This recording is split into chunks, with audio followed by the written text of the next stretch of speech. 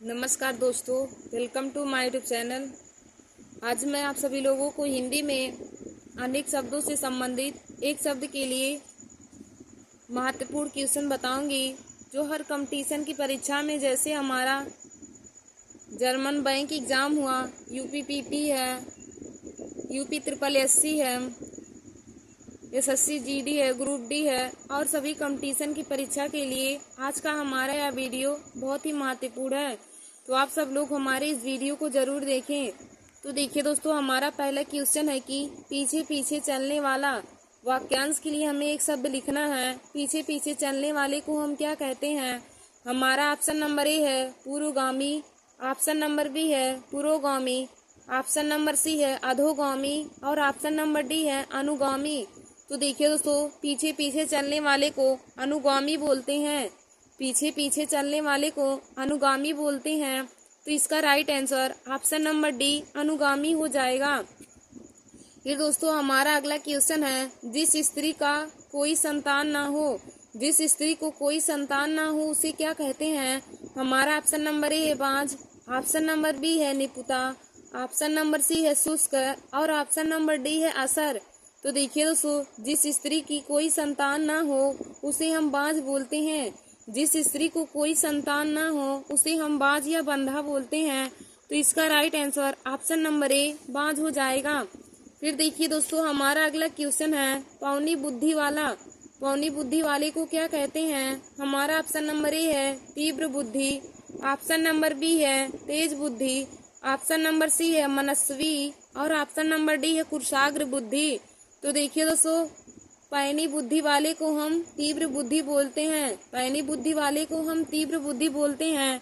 तो इसका right answer option number ए हो जाएगा। फिर हमारा अगला क्वेश्चन है, जो कठिनाई से समझ में आए। जो कठिनाई से समझ में आए उसे क्या कहते हैं? हमारा ऑप्शन नंबर ए है दुर्गम, ऑप्शन नंबर बी है दुर्बोध, ऑप्शन नंबर सी है दुर्लभ और ऑप्शन नंबर डी है दुर्दर्श। तो देखिए दोस्तों, जो कठिनाई से समझ में आए उसे हम दुर्बोध बोलते हैं। जो कठिनाई से समझ में आए उसे हम दुर्बोध बोलते हैं। तो इसका right answer option number B दुर्बोध हो जाएगा। फिर हमारा अगला क्वेश्चन है, एक पर ही श्रद्धा अथवा आस्था रखने वाला। एक पर ही श्रद्धा अथवा आस्था रखने वाले को हम क्या बोलते हैं? हमारा ऑप्शन नंबर ए है एकाकी, ऑप्शन नंबर बी है अलौकिक, ऑप्शन नंबर सी है एक निष्ठ और ऑप्शन नंबर डी है दृढ़ प्रतिज्ञा। तो देखिए दोस्तों, एक पर ही आस्था या श्रद्धा रखने वाले को हम एक निष्ठ बोलते हैं। एक ही व्यक्ति पर या एक ही ईश्वर पर श्रद्धा या आस्था रखने वाले को हम एक निष्ठ बोलते हैं। तो इसका right answer option number C एक निष्ठ हो जाएगा। फिर देखिए दोस्तों, हमारा अगला क्वेश्चन है, बड़ा बनने की इच्छा रखने वाला। बड़ा बनने की इच्छा रखने वाले को हम क्या कहते हैं? हमारा ऑप्शन नंबर ए है पदलोप, ऑप्शन नंबर बी है चटुकार, ऑप्शन नंबर सी है विवेकवान और ऑप्शन नंबर डी है महत्वाकांक्षी। तो देखिए दोस्तों, बड़ा बनने की इच्छा रखने वाले को हम महत्वाकांक्षी बोलते हैं। बड़ा बनने की इच्छा रखने वाले को महत्वाकांक्षी बोलते हैं। तो इसका right answer option number D महत्वाकांक्षी हो जाएगा। फिर देखिए, हमारा अगला क्वेश्चन है, हमारा अगला क्वेश्चन दिया है मन का दुर्भाव। मन का दुर्भाव क्या कहते हैं? हमारा ऑप्शन नंबर ए है दृष्टि वैषमस, ऑप्शन नंबर बी है भेदभाव, ऑप्शन नंबर सी है मनोमालिन्य और ऑप्शन नंबर डी है कलुषित। तो देखिए दोस्तों, मन का दुर्भाव को हम मनोमालिन्य बोलते हैं। मन के दुर्भाव को मनोमालिन्य बोलते हैं। तो इसका right answer option number C मनोमालिन्य हो जाएगा। फिर हमारा अगला क्वेश्चन है, पूर्णता स्वच्छ करना। पूर्णता स्वच्छ करना, अनेक शब्दों के लिए एक शब्द क्या होगा? हमारा ऑप्शन नंबर ए है परिष्कार, ऑप्शन नंबर बी है सुधार, ऑप्शन नंबर सी है आविष्कार और ऑप्शन नंबर डी है स्वेच्छाचार। तो देखिए दोस्तों, पूर्णता स्वच्छ करना परिष्कार कहलाता है। पूर्णता स्वच्छ करना परिष्कार कहलाता है। तो इसका राइट आंसर ऑप्शन नंबर ए परिष्कार हो जाएगा। फिर दोस्तों, हमारा अगला क्वेश्चन है, मीनाक्षी का अर्थ क्या होता है? मीनाक्षी का अर्थ क्या होता है? हमारा ऑप्शन नंबर ए है मोरनी, ऑप्शन नंबर बी है मछली की तरह गोल आँखों वाली, ऑप्शन नंबर सी है यमुना नदी और ऑप्शन नंबर डी है पूनम की चांदनी।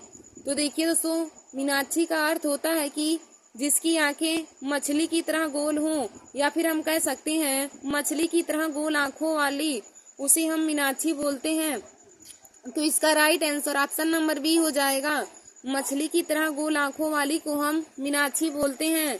फिर दोस्तों हमारा अगला क्वेश्चन है, जंगल में लगने वाली आग को क्या कहते हैं? जंगल में लगने वाली आग को क्या कहते हैं? हमारा ऑप्शन नंबर ए है वनाग्नि, ऑप्शन नंबर बी है दावानल, ऑप्शन नंबर सी है जठरा नल या फिर जठरा अग्नि, और ऑप्शन नंबर डी है बनवानल, बड़वानल। तो देखिए दोस्तों, जंगल में लगने वाली आग को दावानल बोला जाता है। जंगल में लगने वाली आग को दावानल बोला जाता है। तो इसका right answer option number B दावानल हो जाएगा। और यदि पूछे कि पेट में लगने वाली आग को क्या कहते हैं, तो दोस्तों पेट में लगने वाली आग को जठरा अग्नि कहते हैं। और यदि पूछे समुद्र या पानी में लगने वाली आग, तो समुद्र या पानी में लगने वाली आग को बड़वानल बोलते हैं।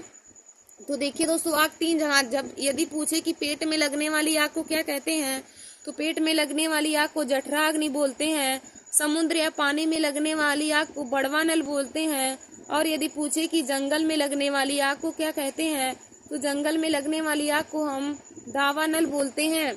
फिर देखिए दोस्तों, हमारा अगला क्वेश्चन है, जिस स्त्री के पुत्र और पति ना हो, जिस स्त्री के पुत्र और पति ना हो, वाक्यांश के लिए एक शब्द क्या होगा? हमारा ऑप्शन नंबर ए है अवीरा, ऑप्शन नंबर बी है अबला, ऑप्शन नंबर सी है असहाय, और ऑप्शन नंबर डी है अकेल्या। तो देखिए दोस्तों, जिस स्त्री के पुत्र और पति ना हो उसे हम अवीरा बोलते हैं। जिस स्त्री के पुत्र और पति दोनों ना हो उसे हम अवीरा बोलते हैं। तो इसका राइट आंसर ऑप्शन नंबर ए अवीरा हो जाएगा। और यदि पूछते कि जिस स्त्री के कोई पुत्र ना हो या फिर कोई संतान ना हो, तो दोस्तों उसे हम बंध्या बोलते हैं।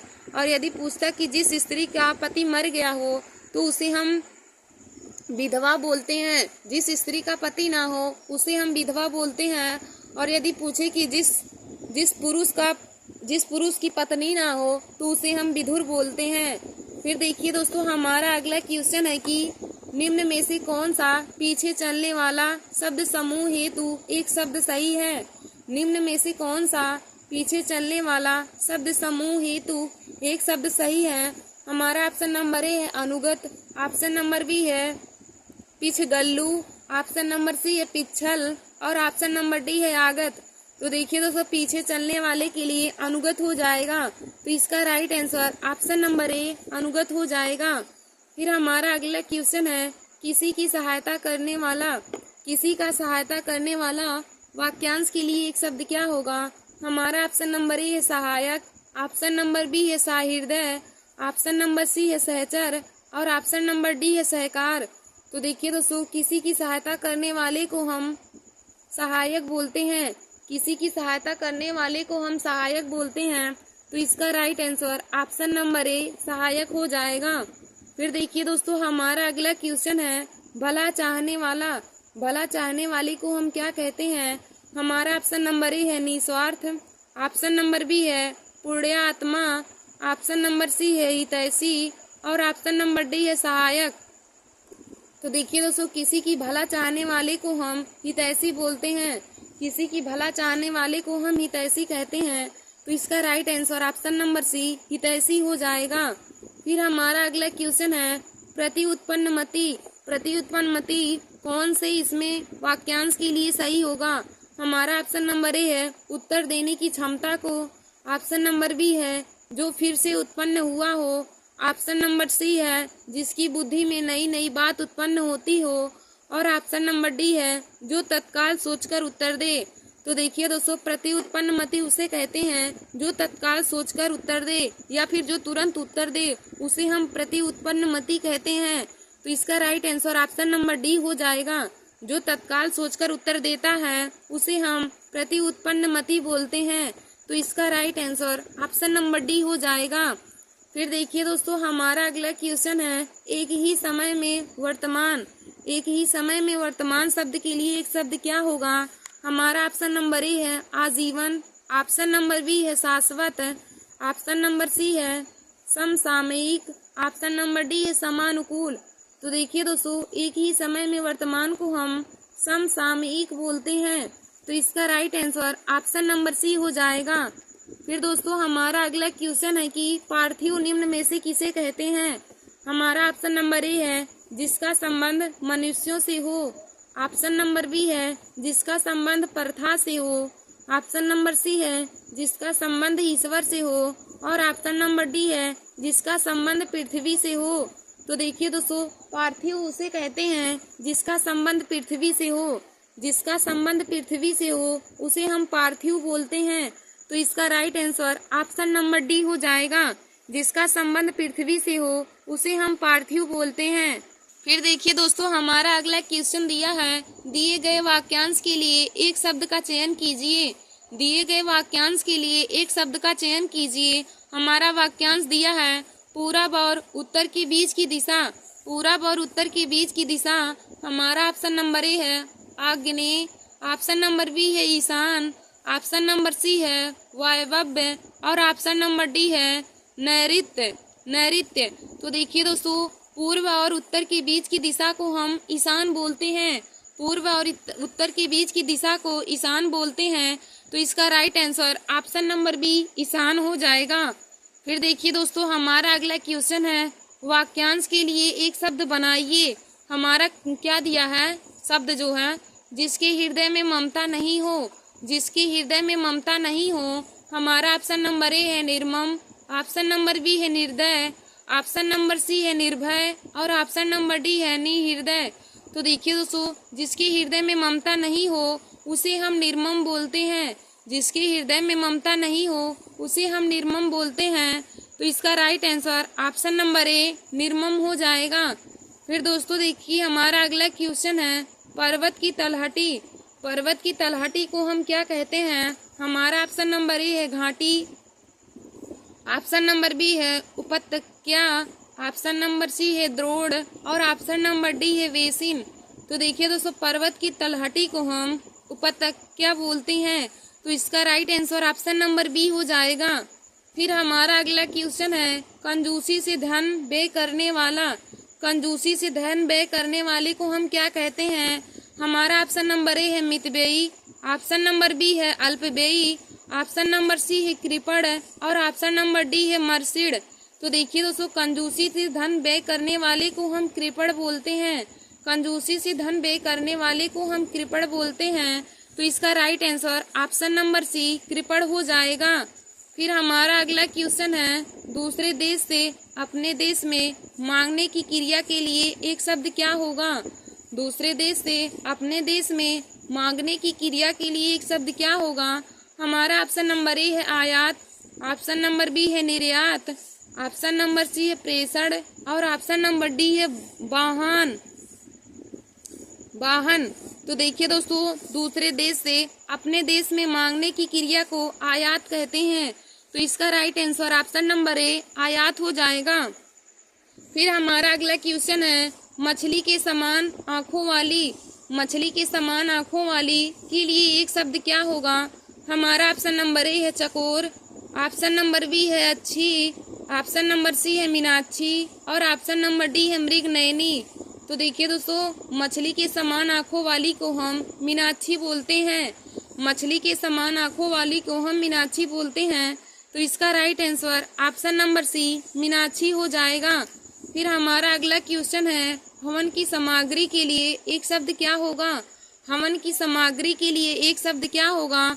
हमारा ऑप्शन नंबर ए है छवि। ऑप्शन नंबर बी है हवि। ऑप्शन नंबर सी है कुंड। और ऑप्शन नंबर डी है रवि। तो देखिए दोस्तों, हवन की सामग्री को हम हवि बोलते हैं। हवन की सामग्री को हम हवि बोलते हैं। तो इसका right answer option number B हवि हो जाएगा। फिर हमारा अगला क्वेश्चन है, जो सर्वप्रथम गिना जाता है। जो सर्वप्रथम गिना जाता है उसे हम क्या कहते हैं। हमारा ऑप्शन नंबर ए है अग्रगण। ऑप्शन नंबर बी है गणेश।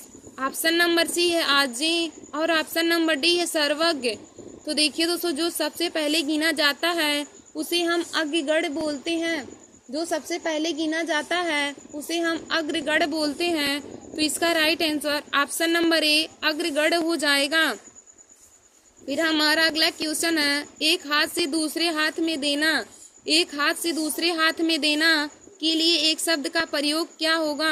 एक हाथ से दूसरे हाथ में देने के लिए एक शब्द क्या होगा?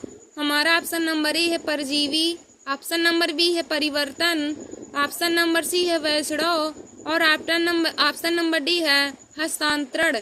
तो देखिए दोस्तों, एक हाथ से दूसरे हाथ में देने के लिए हस्तांतरण बोलते हैं, तो इसका right answer option number D हस्तांतरण हो जाएगा। फिर हमारा अगला क्वेश्चन है, पुरुष एवं स्त्री का जोड़ा।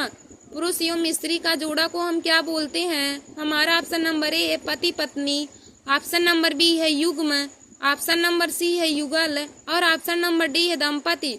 तो देखिए दोस्तों, पुरुष एवं स्त्री के जोड़े को हम दंपति बोलते हैं।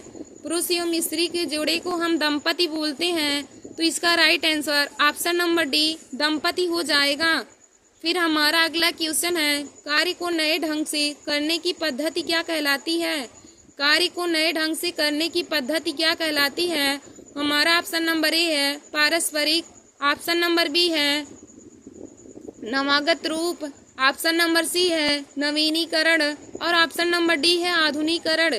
तो देखिए दोस्तों, कार्य को नए ढंग से करने की पद्धति को हम नवीनीकरण बोलते हैं। कार्य को नए ढंग से करने की पद्धति को हम नवीनीकरण बोलते हैं, तो इसका right answer option number C नवीनीकरण हो जाएगा। फिर हमारा अगला क्वेश्चन है, जिसने देश के साथ विश्वासघात किया हो। जिसने देश के साथ विश्वासघात किया हो, हमारा ऑप्शन नंबर ए है बागी, ऑप्शन नंबर बी है विश्वासघाती, ऑप्शन नंबर सी है देशद्रोही और ऑप्शन नंबर डी है कामानल। तो देखिए दोस्तों, जिसने देश के साथ विश्वासघात किया हो उसे हम देशद्रोही बोलते हैं। जिसने देश के साथ विश्वासघात किया हो उसे हम देशद्रोही बोलते हैं, तो इसका right answer option number C देशद्रोही हो जाएगा। फिर देखिए दोस्तों, हमारा अगला क्वेश्चन है, वह स्त्री जिसकी कोई संतान न हो। वह स्त्री जिसकी कोई संतान न हो, हमारा ऑप्शन नंबर ए है उल्टा, ऑप्शन नंबर बी है बांझ, ऑप्शन नंबर सी है अप्रसूता और ऑप्शन नंबर डी है विधवा। तो देखिए दोस्तों, वह स्त्री जिसकी कोई संतान ना हो उसे हम बांझ बोलते हैं, तो इसका right answer option number B बांझ हो जाएगा। फिर हमारा अगला क्वेश्चन है, प्रश्न या प्रश्न आदि के उत्तर की अपेक्षा रखने वाला। प्रश्न या प्रश्न आदि की उत्तर की अपेक्षा करने वाला, हमारा ऑप्शन नंबर ए है उत्तरी, ऑप्शन नंबर बी है उत्तरायणी, ऑप्शन नंबर सी है उत्तराधिकारी और ऑप्शन नंबर डी है उत्तरापेक्षी। तो देखिए दोस्तों, प्रश्न या प्रश्न आदि की उत्तर की अपेक्षा करने वाले को हम उत्तरापेक्षी बोलते हैं, तो इसका right answer option number D हो जाएगा। फिर हमारा अगला है, जिसकी समान दूसरा ना हो। जिसकी समान दूसरा ना हो, हमारा ऑप्शन नंबर ए है अलौकिक, ऑप्शन नंबर बी है स्वर्गिक, ऑप्शन नंबर सी है अप्रतिभा और ऑप्शन नंबर डी है अप्रतिम। तो देखिए दोस्तों, जिसकी समान दूसरा ना हो उसे हम अद्वितीय या अप्रतिम बोलते हैं, तो इसका right answer option number D हो जाएगा। फिर हमारा अगला क्वेश्चन है, जहाँ पहुँचा ना जा सके। जहाँ पहुँचा ना जा सके, हमारा ऑप्शन नंबर ए है दुर्गम, ऑप्शन नंबर बी है अधिगम, ऑप्शन नंबर सी है अगम और ऑप्शन नंबर डी है सुगम। तो देखिए दोस्तों, जहाँ पहुँचा ना जा सके उसे हम अगम बोलते हैं। जहाँ पहुँचा जा ना सके वहाँ उसे हम अगम बोलते हैं, तो इसका right answer option number C अगम हो जाएगा। फिर दोस्तों, हमारा अगला क्वेश्चन है, जो बहुत बातें करता हो। जो बहुत बातें करता हो, हमारा ऑप्शन नंबर ए है बधिर, ऑप्शन नंबर बी है बहुज्ञ, ऑप्शन नंबर सी है वचनी और ऑप्शन नंबर डी है बहुभाषी। तो देखिए दोस्तों, जो बहुत बातें करता हो उसे हम बहुभाषी बोलते हैं। जो बहुत बातें करता है उसे हम बहुभाषी बोलते हैं, तो इसका right answer option number D बहुभाषी हो जाएगा। फिर हमारा अगला क्वेश्चन है, जिसे पार करना कठिन हो। जिसे पार करना कठिन हो, हमारा ऑप्शन नंबर ए है निगम, ऑप्शन नंबर बी है आगम, ऑप्शन नंबर सी है दुर्गम और ऑप्शन नंबर डी है आगम। तो देखिए दोस्तों, जिसे पार करना कठिन हो उसे हम दुर्गम बोलते हैं। जिसे पार करना कठिन हो उसे हम दुर्गम बोलते हैं, तो इसका right answer option number C दुर्गम हो जाएगा।